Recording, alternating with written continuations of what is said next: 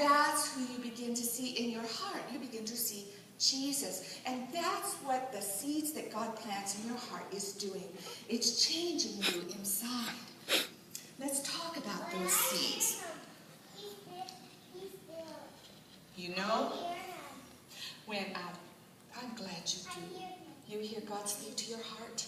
He does. He speaks to the children because you know He loves children. It says so in the Bible. Now, how does this happen? How do we change in our heart? All ears up here, all eyes up on me. Okay. How does the change take place? How does God do that? Well, how does the farmer prepare the soil for a real garden? What does he do? The first thing he has to do is find some soil, right? But not just any soil. Do you know, I went to a website on gardening because I'm still learning some things about gardening. We have a little garden in our backyard, and we've had to learn a lot of things about it. Well, I learned you can't just use the good loam, the topsoil. It's not enough. And you can't use just this. This is Georgia dirt. This is right from our front yard. This is clay. And clay's got something good. We need to have clay. And then we have, what's that? Sand.